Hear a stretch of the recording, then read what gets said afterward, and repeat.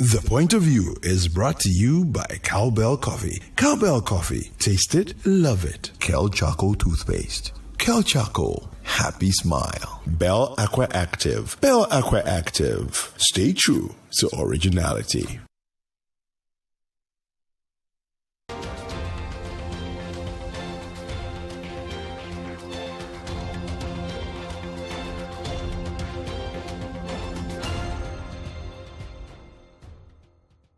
Welcome to a special edition of The Point of View. This is your favorite current affairs show on television. On this show, we get the right people. We ask them relevant questions on issues that matter to you. And as we say, we have a big fish tonight. He is a banker, investment consultant, former military officer, a well-known figure in Ghana. Prince Kofi Amoabeng has authored a new book, and we'll be talking to him about that book and why it's a must-get within this Christmas period. We'll be right back. Stay with us.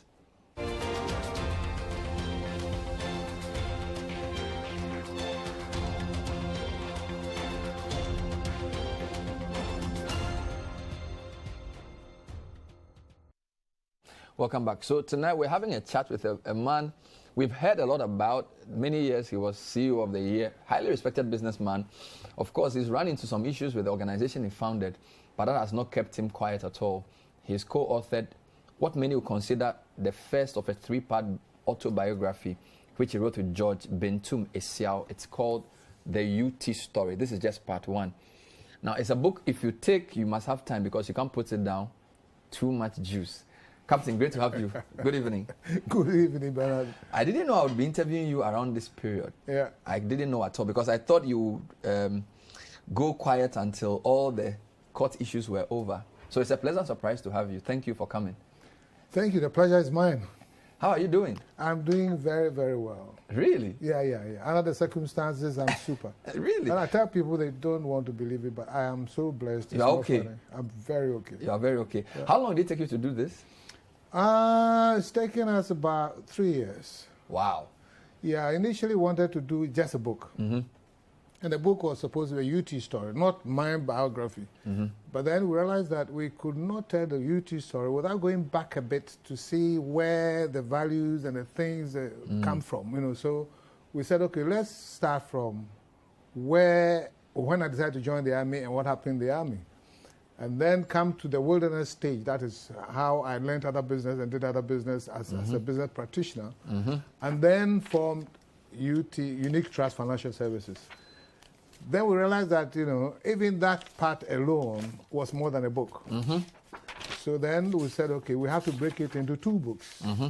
That is starting Unique Trust Financial Services and later on what happened.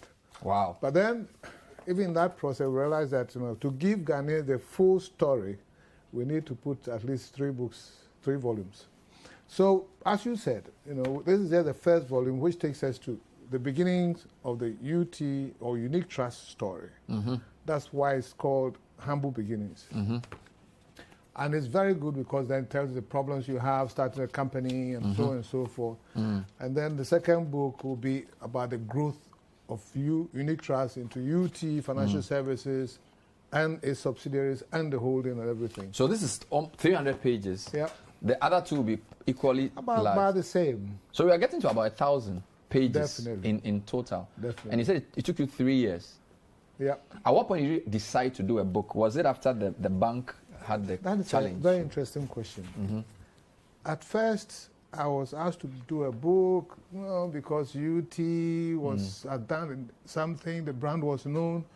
Then I got a friend of mine to write a book, but he was too opinionated on certain issues, and I didn't want to appear like that, so I shelved the book. Mm. Then, when Virgin Galactic was launched, you were supposed to pay $200,000, and you'd be on the first trip to space. Okay. So I was interested. I said, okay, fine, I'll go on that trip. And then when I come back, I'll write a book, and the book will be called Kukurantumi to Space. To show how a Kukurantumi boy can end up going to space. And I was very serious about it. Okay. And the only reason why it didn't happen was that I asked them, give me an estimated time, and they said they couldn't tell. Okay. Are you going to pay me interest on the 200,000? They said no. I said no. Well, you are looking at this trip to space as a banker. Exactly. I mean, I'm a finance guy, and you can't take my 200,000 and not know when it's going to be paid and not pay interest. Yeah, so I shelved it. Now, when I decided to write a book, of course, with court issues and the assumption of UT Bank, I had free time on my hands. You know, and George Isiao came to me and said, "Oh, we should do some series." He was talking TV and film, and I said, "Well, I'm more interested in getting a book done." And they said, "Oh, he can write a book." Oh, so you wanted to do a TV series? Yeah, that's what you wanted on your life. Yeah. And I looked at him and I said, "Have you written a book before?"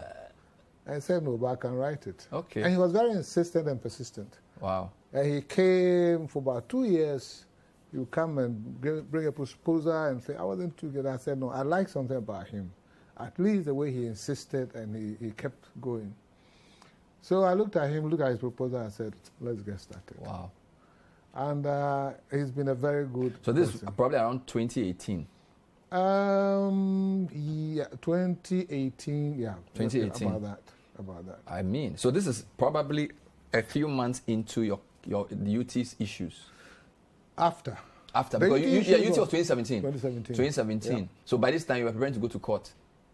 Was it good to take your mind off some of the challenges? Because the little I know about how you built the company and how your heart was in all that you did, it must have been a devastating experience. So was this like some outlet for you?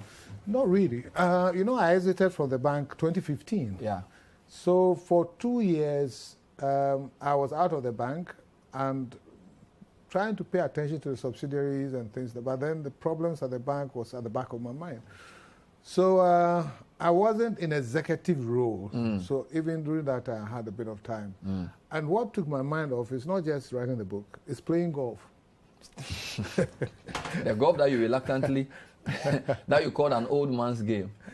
That's what you think, but it really takes your mind off and keeps you in the right shape and things like that, you know. So the book also came in, and so I had to share my time between playing golf and writing the book. Amazing. Did you set out to just spill everything? Because there are some very good details there for a journalist like me, which is very interesting. I'll come to them. Was there any conversation about, hey, this one, if we put it in the book, you'll be sued, or this one, if we put it in the book, somebody's politics will, career will collapse, or... A bit of it. The main thing for me is if it's the truth. Okay. Because I want to remain factual. Because if eventually we go to court, we're going to ask the questions and investigate whether it happened or didn't happen. Okay. But of course, we had to ask people to read and ask for the feelings and things like that. And of course, George too didn't want to put things down the way it is. So it's been watered down. And when I say that, people laugh. I say, enumponi. You know, so it is, and the aim is not to put anybody in a bad light, to malign anybody, not at all. The aim is actually to tell a business story for the entrepreneurs and those who are coming up, and for students and things like that, to know what to do, which is right, and also to know the pitfalls, what not to do. So it has a lot of business education in there, and it's also to encourage people that doesn't matter the problem that you have a way of overcoming them. Would you say that we've seen the end of PK Amoabeng? Has it gone full circle? What I'm asking is, you entered the army, started a company, Humble Beginnings, built a fantastic organization. I think for 3 consecutive years, you're the most respected CEO. You were on my show almost every other month, discussing business. Then in 2017, the central bank says your bank is insolvent. The company is taking, of course, the company you started, you are in court, debts have come and all kinds of things. I mean, that seems like a tragedy. Maybe, but you see, in this world, God gives the people He trusts the difficult tests. And it's up to you not to fail Him. I'm reading a book currently, and the book is called Halftime. And it's saying that the first half of your life is about pursuing success. The second half is about significance. And I think, and it depends, everybody, and the time that is allocated to first half and second half. And I think I am certainly in the right place to show significance. And this book is one of them. Because I'm giving back to the system, to the society, all the tests and trials and the endeavors and things that give it back to society. And of course, the impact will be huge. And we are in the world to impact the world. And I think this is one of the things that will actually help people to develop their own world, their businesses, and also tell a good story for them. So this is not because you are bored? No, it's not because I'm bored. It's something that had to be done, if you ask me. It's part of what you had to do. Exactly. I know you are doing stuff like this with Sarkodie and Co. I've seen things you've been doing on university campuses. Yeah. So you've always wanted to talk to young people about business. So this is not new. No. I noticed you opened by talking about how unserious you were as a person. How drinking, you don't hold back. Talk about smoking, drinking, just running your life aground, wanting to do some work, eventually applying for the army. I mean, why did you tell us all those things? Because some people don't do that. If you don't do it, fine. But it's to tell people that you can always correct your situation. And what's happened has happened, and I don't have anything to hold back. I'm still Kofi Amoabeng, and it's interesting. Because when I was going to school, a lot of people didn't think I could make it in life because the chilling was too much. Oh, the man likes chilling. I say chill, but at least now with it's a more refined, sensible chilling. Exactly. I'm not too sure if I got too much about your childhood, though. I think you open us more into your secondary school, tertiary. You don't talk too much about being a child, maybe between age 7 to 12-ish, unless I missed it. Yeah, no, you're right. This is a UT story. Okay. And as I said, even that we have a problem writing just about 3 books. So probably if George is around, we must write my biography because that is very interesting as a child. But there's nothing here. Because I'm interested to know how it shaped you, because I can see how your chilling life, I can see at this school, I can see Legon Business School, I can see Army, I can see the pay office. I can see a lot of things in your life, but I can't account for age 0 to maybe 17. No, it's not there. I think I've reserved it for a complete book.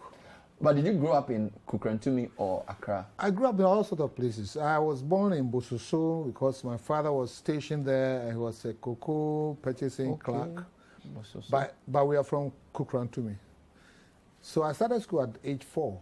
Which is KK. Kukrantumi KK. Is KK. Yes. No, I started school at Bososo age 4. And because I couldn't be contained in the house. I was Kofi Babone. That's how I was called. You couldn't be contained? No. Nowadays you say hyper, but I was called Kofi Babone. Up to the time, every time, as I was growing up, all my uncles called me Kofi Babone. Always up to something? Always up to something. And, wow. And I had a dad who could contain it and give me room, but still hold on to the rope sort of thing. So, and then I moved around because my dad was moving around. So from Bososo we came to Kukrantumi. Okay. And Kukrantumi, I wasn't 6, but I'd finished class 1. Before age 6? Yeah, I finished class 1. But then those days, you have to be a bit older to enter class 1. Exactly, and you have to. Let me put my hand. You have to put your hand across your hand. It must touch your ear. Because that shows how grown you are. It means you are 6 years. Okay. And I struggled, and I couldn't get there. So I had to stay home until I was 6 to start class 1. Wow. Then from Kukrantumi, I went to Takoradi Secondary College Preparatory School. Then I went to Penworth Preparatory School in Kumasi for just about a year. My father was moved again to Accra. Then I came to Accra, Penworth in 1962. Wow. So I know Accra. Amazing. Then from 2 years in Penworth, then I went on to Adisado, then to St. Peter's, then to university. And then the story starts. Amazing. No, because for me, I find it interesting. There are about 2 books in there. Yeah. From 0 to 12, from 12 to 17. Exactly. There's a lot. So you've done Eastern, Ashanti, Western before Greater Accra. That's right. And then the other thing I noticed, of course, at Disco we know, you mentioned some of your mates, give us hints. But you don't talk too much about what house you were in, whether you were homoed or not. whether entering a disco for the first time, your rivalry with Kwabutwe, some of those things. These are juicy things we like to know from famous people. Noted. I'll put You them put down. it in the second book. And then, of course, the issue of St. Peter's. Yeah. Comparing Peter's to a disco would be a good thing. Cold place in Koitia versus Cape That was Coast. like day and night at the time. Because St. Peter's was really remote. Remote, and they were very studious. Lower Six, for example, St. Peter's, they go into the bush, they're sitting on trees and learning. Hey. Meanwhile, at disco, you are chilling the whole of your Lower Six. So I took that notion to St. Peter's, and they found me so weird. Wow. Now, who is this guy who's not serious? To the point that some of my mates came to tell me that if I can't do the course, they will help me to pass. It's a different mentality. Yeah. And so they were surprised. I think those days they had not seen a student smoking, and I was smoking even on campus. It was new to them, you know. And so St. Peter's and a disco, it's a complete life. Were you an only child? Or No, I wasn't. Did you have, were there multiple women in the case? Not multiple. Because I'm trying to figure out how Kofi Baboni became. Was it because your parents didn't have time for you, or No, you were just... the straightforward answer is that my dad knew how to mold me. Okay, I was his friend. okay. But then if I crossed the line, he could cane me. In fact, when I was about 4, 5 years, he would put a chain on my waist and put it and lock it with a pillar. Hey, to restrain you? Yeah, he says he preferred an animal that was alive than a human being that's dead. Because people said I would turn into an animal. He said he preferred an animal that's dead. And my dad was hard, you know, so... Wow. But in later years, he became my best friend by far, to the point that all my friends had to be my dad's friend. Wow. And we used to go out and drink and stuff like that, me and my dad. So, wow. it's this is a very serious point. For most part, I was studying and doing well for my dad, not for me. You respected him so much. I respected him, and I didn't want to lose the friendship. So as far as I was concerned, it was because he would be worried if I don't do well. So last week or 2 weeks to exams, then I have to put everything aside and do something good. For the cocoa purchasing man. Yeah. Wow. This is the point of view. We're having a chat with Prince Kofi Amoabeng. His latest book is, actually his main book, I won't call it latest book, it's called The UT Story. This is just part 1. And trust me, if you like filler, there's too much filler. I mean, everybody's there. Chachuchi Kata is there. Rawlings is there. General Kutu Champon is there. Who else is there? There are all kinds of people there. Atu Ahoy is there. Everybody, Kedo Friata is there. There are dedicated lines to all those people there. So we'll do it like a mini skit. We will not go too much into detail because I want you to buy the book, but I'll also give you some highlights so you enjoy yourself. So I'll take a quick break. When I come back, we'll run through the 5 main areas. So the book is divided into 5 parts. He essentially talks about his life in the army, which is part 1. So what we've tried to do is to just fill the pre-army days. We haven't even done university yet. We've just done the part 1. Then he talks about his life in the wilderness, and then we do into humble beginnings, Kantamanto, KK power, and all those things before a few sparks of light began to emerge. This is the point of view. Stay with us.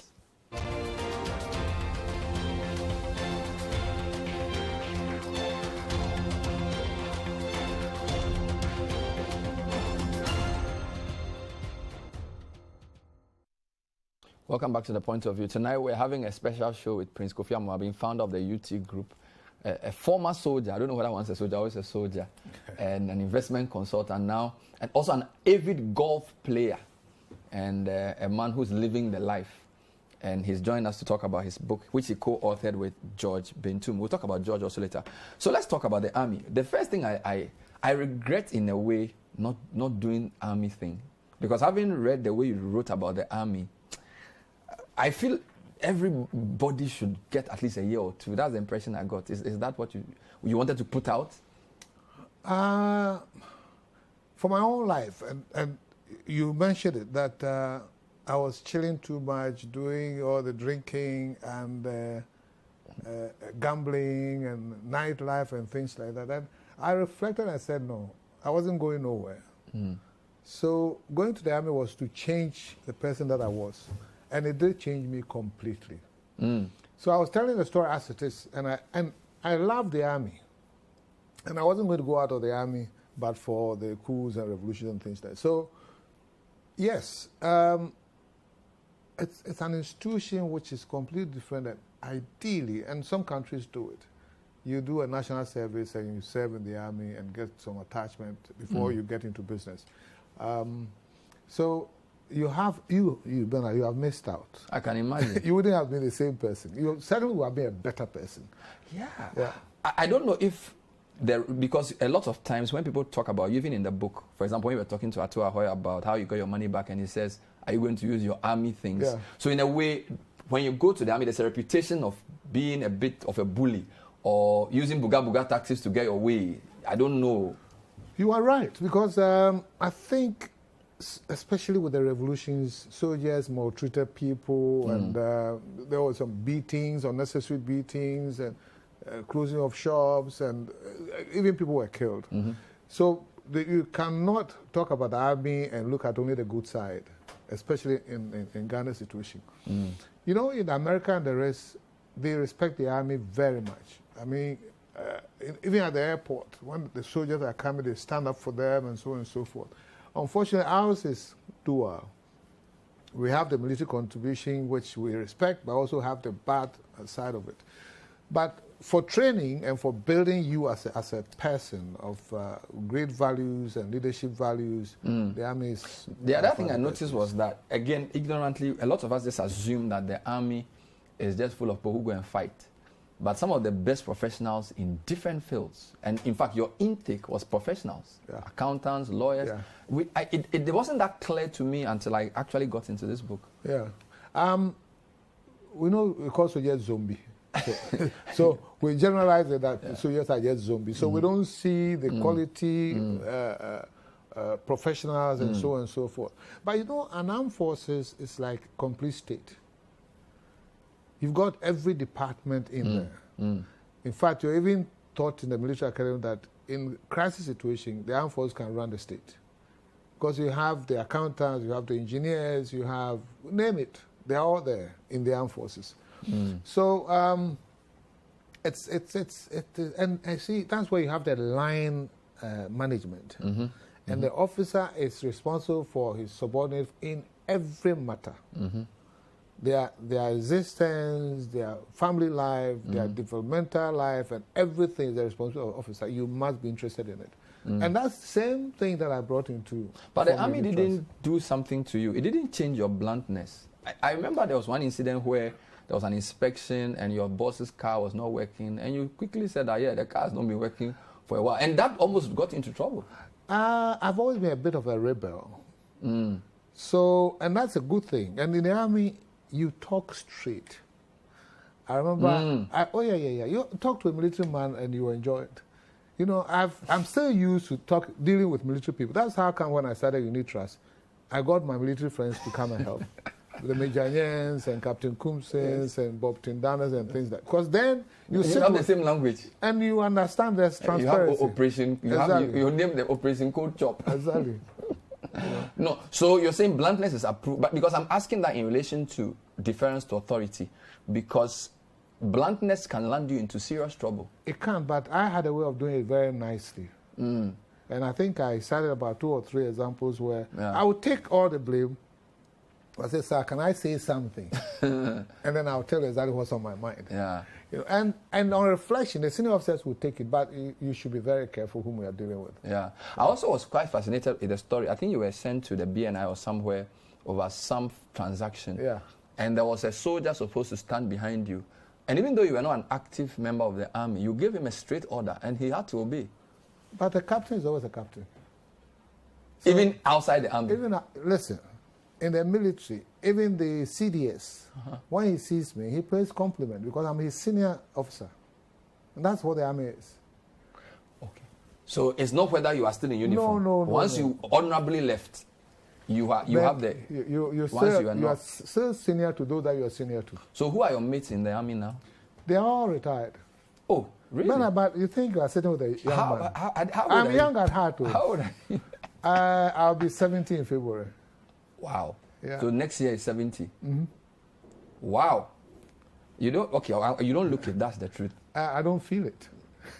Is it just golf or food? Because you don't. I'm disciplined about life a bit. Really? But you are chiller. You eat. In Nigeria, you're eating good pepper soup and good head and things. So I mean, But you see, I was eating, for example, I was eating fufu every afternoon. Everybody knew that. Yes. I've stopped eating fufu. You can't. It's not sustainable. Yeah, and when you're getting older, your body is changing. Yeah. Your metabolism slows down, so you have to change your life. Yeah. So I eat basically once a day. Oh, just once? Yeah, just fruits in the morning and then have something dinner time, and that's it. If I'm feeling very hungry because I've gone to the gym or something like that, then I'll take some nuts. You still gym? I still gym. At 69? Yeah. I won't stop, because if you stop, then the age will find an avenue to get hold of you. So I still gym. And I gym like when I was, say, about 50. Really? Mm-hmm. Same level of intensity? Same level. Wow. And you don't eat red meat? Or? I eat red meat. I drink whiskey. I drink you cognac, do everything? I drink wine. Hey! I drink anything I want. I eat anything and I drink anything. And although I know you like Guinness a lot. Because those days when you get angry, you just take two it's like Guinness is your too cold now bottles I of take Guinness. It once in a long while. It cools you down. It cools you down. If you read this book, you know this man. Oh. When you annoy him, just give him Guinness. He will just cool. I see. So your intake is already out of the army. And the other thing I noticed was you did a lot of business. So you did some oil. You ran the airport, the Osu. Osu Total, that is around the Kuala area, for 4 years. Before that, I did buy and sell, general merchant. I did air conditioning business. I did sawmill business. I did importation of wines, which put us in trouble. Then I did oil. I was in construction. Wow. Building for contracts and even road contracts and everything. I have done it all. You see, the advantage of that was that when I started Unique Trust, I wasn't just a military guy. I wasn't just an accountant. But I was a business practitioner, a typical SME. And that was the difference. That set us apart, because if you walk into a bank, they know your business, but they have not practiced the business before. And so sometimes I get potential clients come to me and they will ask me that they want probably, say, 20,000. I'll go through a business with them. I said, 20,000 won't help you. You need maybe 25,000. And we structure how we have to disburse the 25,000. So sometimes you give them more, because when the client is coming to you, for example, he's thinking, what's the figure that they will give me? But we want to help that business, not just give you anything for you to walk away. So that the expertise that I had from doing all those, and I knew almost any business in Ghana. So they come and say, how come Sojaman knows the business? He knows all of it. They don't know the 15 years. Sojaman hustler. 15 years that I had spent in the wilderness, as I call it. And that wasn't deliberate. From what I've read, a lot of it was just trying to make it and do well. Exactly. It wasn't as if you planned that you need all this experience before you become a business owner. Actually, but for lack of funding, I would have made it earlier. But anytime I had opportunities and I had it wide open, the lack of funding would stop me. That's what was eating me. And I tell people all the time that we all have the call every so often. When something irritates you and you can't go to bed with it, it's a call for you to do something about it. So the way the banks were annoying you with their demands for loans was actually the key to something. Absolutely. That you were to solve. Yeah. And then your wilderness experience then helped you understand what a businessman's life is. Absolutely. So you can intuitively assess whether this guy can pay if he speaks about the business model. Exactly. And most people, I turn them away. I said, you can tell he's lying. Either you're lying or you don't understand the business. Because sometimes I can ask someone, I say, okay, so you have this contract and everything. Yeah, these are the costs, these are the revenues. The guy who gave the business to you, how much are you paying him? Then he's looking at me. I said, you haven't put it in here. He didn't give it to you because he loves you. This is Ghana.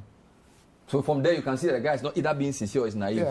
Yeah. And the one thing too that we did, which most people don't know, is that when you came to us with your business plan, we look at the business. we estimate the profit you're going to make over the entire business, and then we also work out the interest you will pay over the entire business. If the profit is not more than 2 times the interest charges, we won't do it. Now, for ethical reasons, because you can't bring your business and then we take all the profit. Yeah.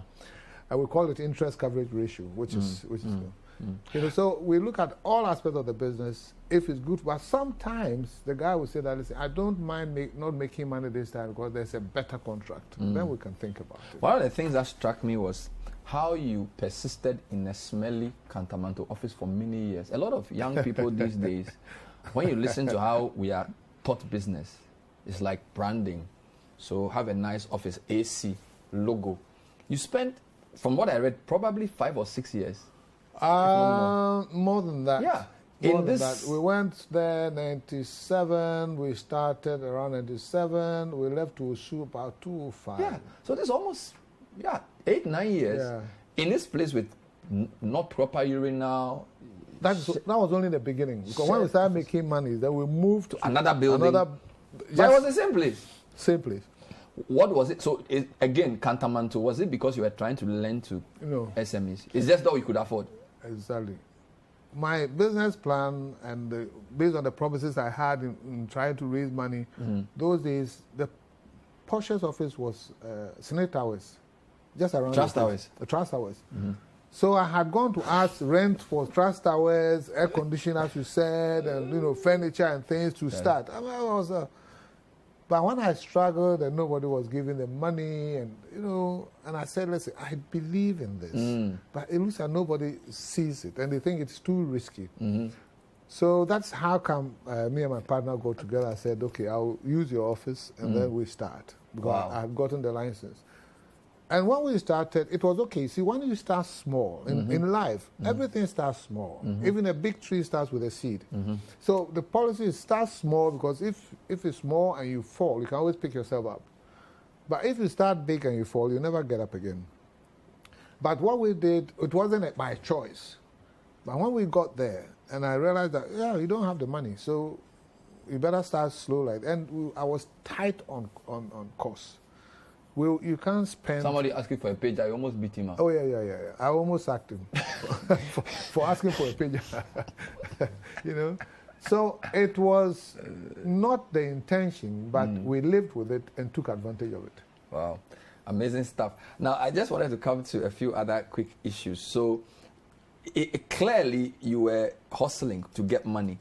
Your irritation with the banks, I just wanted to talk to me about that. You were so upset when, for example, one bank said, bring something more liquid instead of your house. So you then went for T-bills from a friend, and then the bank says, okay, now add your house. And then you are so angry, you are insulting.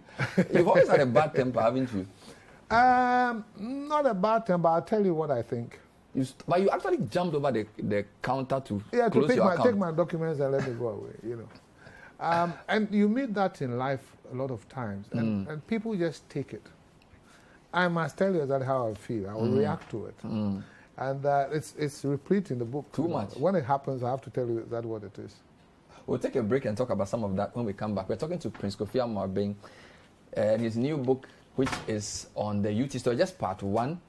He's 69 years old. He doesn't look it. He says he eats everything. It's just moderation. He still gyms as if he was 50.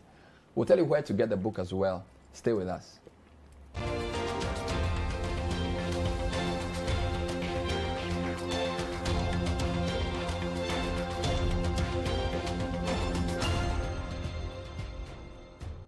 Welcome back to The Point of View. Special show, Prince Kofi Amoabeng, Captain retired. He says, once a soldier, always a soldier. He says, I should have gone to the army. I'm 40 now. I think they won't even take me. I'm too old. So we'll see how to solve that problem. All right. So I just wanted to come to a few things that I noticed. So cost of money is very expensive. I noticed you spend more time in the first part of the business actually looking for money than even giving it out. And it seems as if that hasn't changed. The issue of getting funds to lend seems to be such a big issue. Why is that the case? Well, I think people get bitten so many times. I mean, look at what happened in the banking sector and all that. The registered, so-called well-run businesses were the ones that the regulator tried to save. But there have been a lot more businesses that are not properly registered and so on and so forth. That always dupe people. Like there were the Prams and R5 those days, and I don't want to mention other names because they are in court. But you see, so when they get bitten like that, they won't give you their money. They prefer to put it in a safer place, even without interest. So to convince someone to give his or her money is always a problem. One, you must pay them something a lot more than treasury bill rate. Otherwise, he goes to central government and gives the money. So already, he's now wondering, how are you going to pay that kind of money, that kind of interest rate? And even if he wants to do it, what most people fail to do is that you're talking to your father, your uncle, your brother, your sister about helping you. You don't talk about profit or return on the money. But he can put that money somewhere and make a return on it. So the business people who want to raise money must always talk about return on the money. And what we did initially at Unique Trust, we offered 5% a month on any money that we could raise. And even that, we had a problem until later on we had some various ideas to raise the money.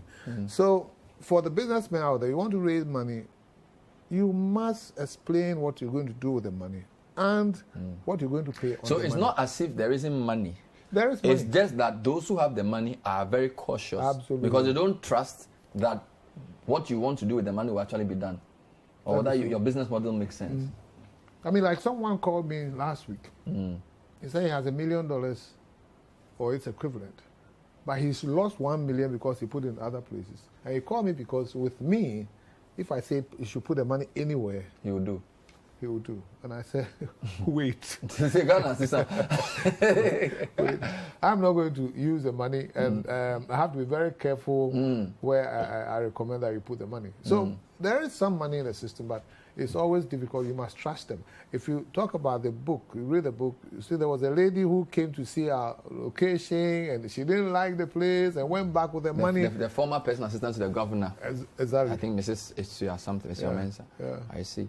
So in essence, you're saying that the most important issue in business is trust. Absolutely. Which is why Unique Trust, the name came. Because you also spoke about how the name, you took a name, they said this name is not correct. Yeah, the name was best. They bounced the name. Yeah. And then they said your name must be unique. Absolutely. And then you added the trust. Financial Yeah, but because service. I was a bit naive at the time, I said I was going to lend based on trust. So if I can establish a unique or special trust, then I'll do that, the loan for you. And I actually started like that. I wasn't taking collateral. And Bank of Ghana, the regulators came to inspect our books, and they said, Mr. Amoabeng, these files, 8 of them, where are the collaterals on them? Luckily, they had all paid. And I said, but they've paid. Wow. And they were looking at me. You would have been in trouble. No, they said, yeah, they have paid, but we've heard of, your tactics are collecting the money. But if you have 1,000 clients and you are growing, You can't manage all of that. how are you going to manage it? And I said, yeah, they have a point. So then we had to put a process in place to ensure that there's collateral and so on and so. But not in all cases. I still had a lot of clients that they didn't have to come up with collateral. And they paid. A couple of things about friendship. For example, there was this Nigerian guy who you played golf with. A lot of people said they'll give you money. They didn't give you money. But his not giving you money didn't affect your friendship that much. No. No, in this world, I don't have time to hate people and to beg grudges. No. You just move on. I just move on. And we keep the friendship, but I know what I can do with you and what I can't do with you, and that's it. So even now, I mean, people say that, okay, why come they took your bank? And I said, it's the system that we are experiencing. Now, the government represents the citizens, and the government is supposed to be doing what is right for the people. So if they take UT Bank, the people have taken UT Bank. That's what it is.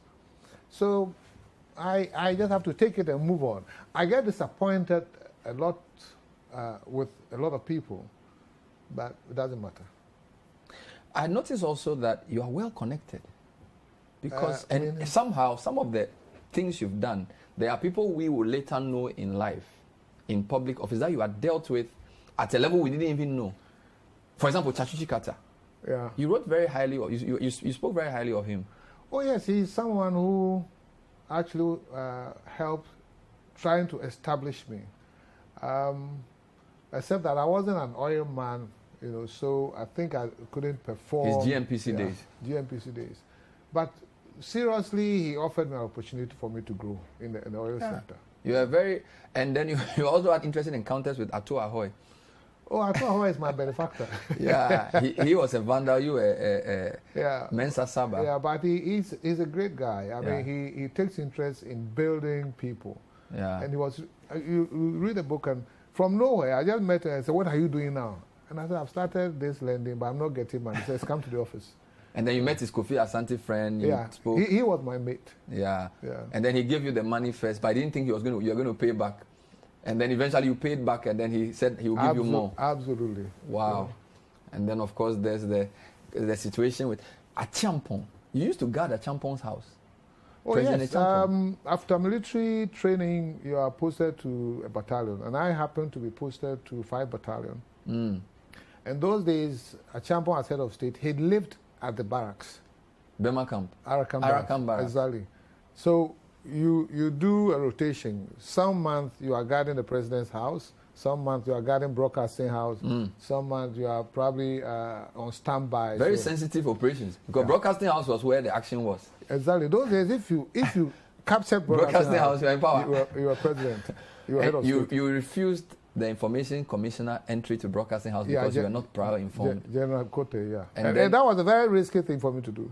But you were doing it for the country. Absolutely. But your bosses may not have understood. Well, too bad. But that's the thing, It was a decision that had to be taken, one way or the other. The spur of the moment. And I said, well... So I guess from the book, you go by the book when you are pushed.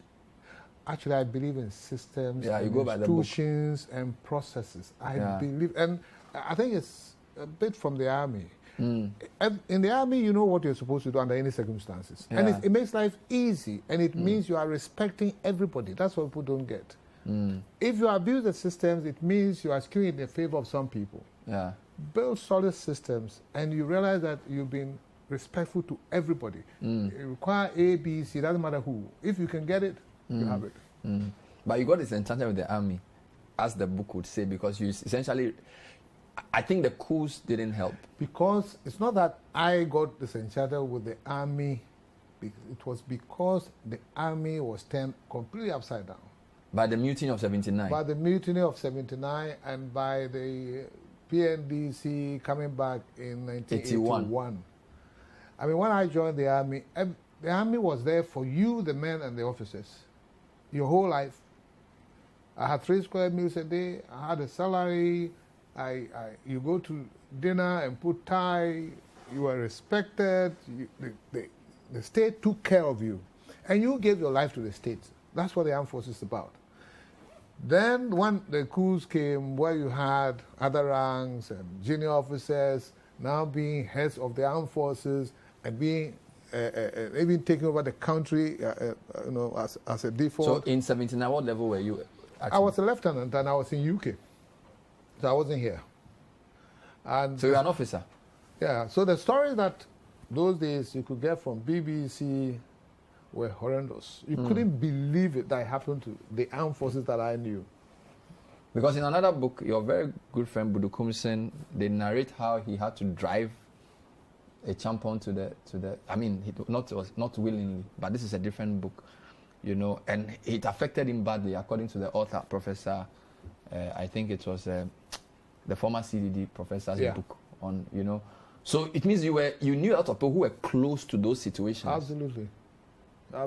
So you were disenchanted that hierarchy had been overturned. Yeah, the whole system had been overturned because the armed forces, as I told you, it's a line management institution. And now, and I told a story about how at the age of 23, I had to solve the problem of my staff sergeant who was probably in his 40s or something like that. Marriage problem. And I couldn't by showing up? Just by showing up. You show up and that's it, it's solved. Wow. And then you find this system where it's been turned upside down and the same non-commissioned officers were now making decisions for the state. Can you imagine? So, but the citizens seemed to like it at the time. They were so angry, and the junior officer sort of reflected that anger in a way, or they channeled that anger. I don't know. Which is sad. Yeah. But that's what happened. But you need to admit that the military didn't govern well, which is why things went that badly. But to even merit the coup in the first place. You see, but incidentally, that maybe we shouldn't go there too much. But what I have to say was that at the time the revolution took place, as in 79, Ghanaians had gone to the polls. Yeah. I don't know the first one or the second one. The first one. May 15th, June 4th. Yeah.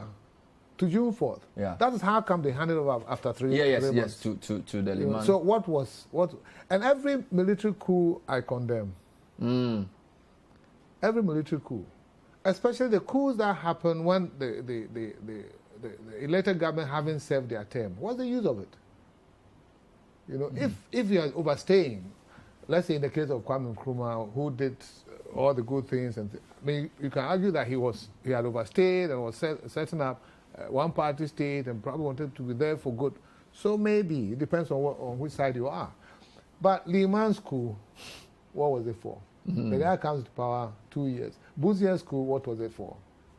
The military had no business. Even though we can now say Champon is one of the best that we've had. What was his business in overthrowing Buzia? The people had elected their prime minister, as in Buzia's case, for 4 years. If you ask me, no one has the right to intervene. So even though you believe in the structures of the army and the discipline it imposes, you are not one of those soldiers who think that the army by divine right have to govern, because in some countries they believe so. Well, if you have to govern, then go to the polls. They don't believe in that approach. A lot of people choose you. Yeah. So you have no problem with a soldier who becomes a politician? No, absolutely not. If you decide I want to be a politician, move into politics. Is it something you consider? Me? Is it something you consider? But that's why it took me 1 hour.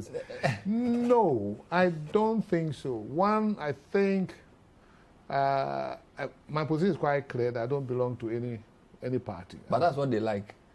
That's what they will say. They have crossover appeal. Yeah, but then the interesting thing is, depending on who is speaking, they will push you to the other party, because if you are not with us, you must be against us.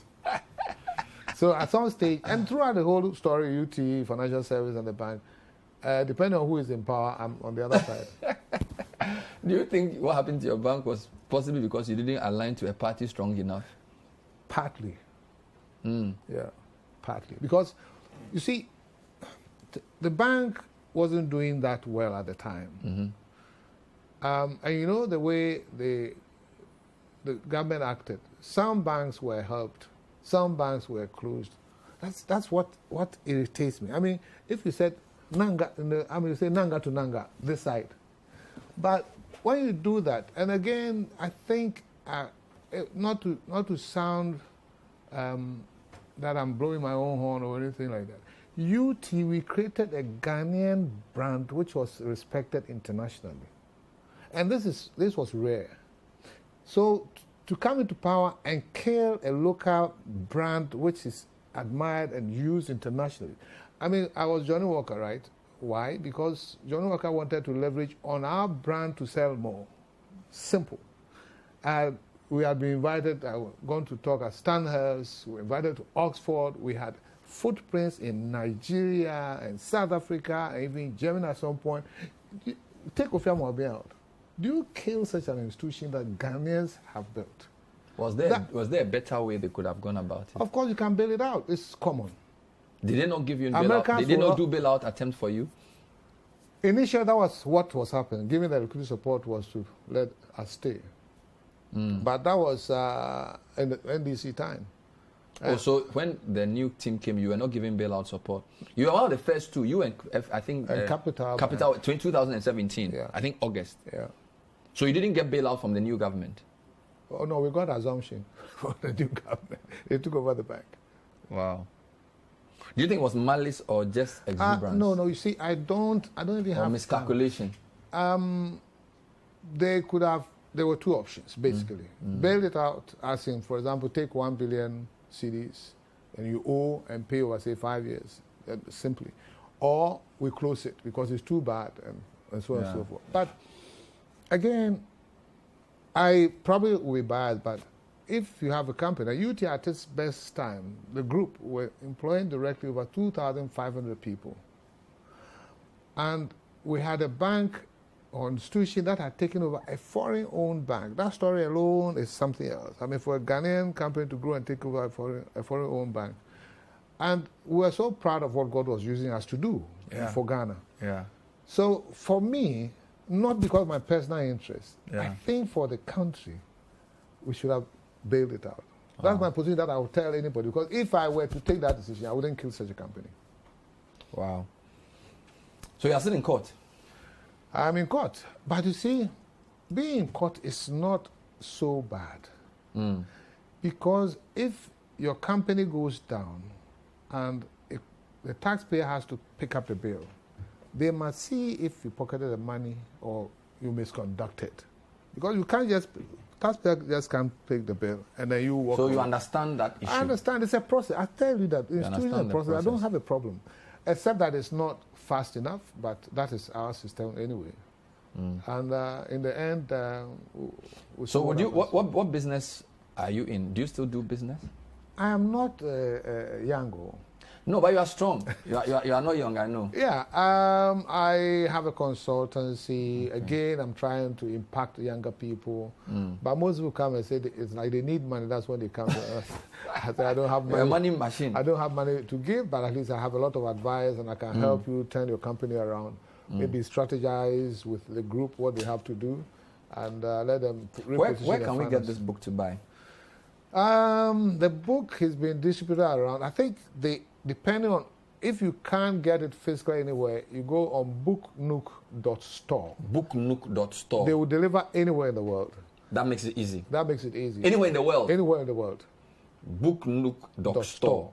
Yeah, but in Accra, you have EPP bookshops, you have Kingdom bookshops, you have Usu Petrus Total Station, you have Airport The one you used to run. The one I used to run. You have Airport. Is that connections there? I still have connections. Some of the boys who were petrol attendants in 1993 are still there. Oh, so when you go, they say Captain Abba. Oh, yeah. They are your boys. I love going there, yeah. Oh, wow. So, and it's available in some shops in Ho and Cape Coast and we're still in Kumasi. We'll put that on the screen. Yeah, okay. No, I wish we could talk for long. My time is up. So maybe when you do part 2, come again. Hopefully by the time you do part 2, the court issues have also been resolved. So we can talk more. When will part 2 be out? I think it will come earlier than the court issue. Okay, when will it finish? The intention is to release it when I'm 70. Oh, so that's February? Not exactly February. Maybe it will drag, but in my 70th birthday. So first quarter next year? Maybe. Definitely, hopefully. Why? Are you in a rush? I want the second part. I even want the third part. Anyway, so certainly next year. It's a really great read, honestly. And thank you very much. For a journalist, thank you. There's so much filler. There's so much. Thank you. Hope to see you again soon. Thank you, Bernard. The pleasure is mine. And that's all we have time for. We've been talking to Prince Kofi Amoabeng, great guy to talk to, amazing insights in the book. We haven't even scratched the surface. There's so many things I haven't spoken about that I think you should get and read for your Christmas reading. Hopefully, when he releases the part 2, you would get to know. And of course, he did the book with George Bentum Esiao, who's been phenomenal in helping us put this together as well. Thank you for watching the show. We'll see you next time. Keep watching City TV. Bye-bye.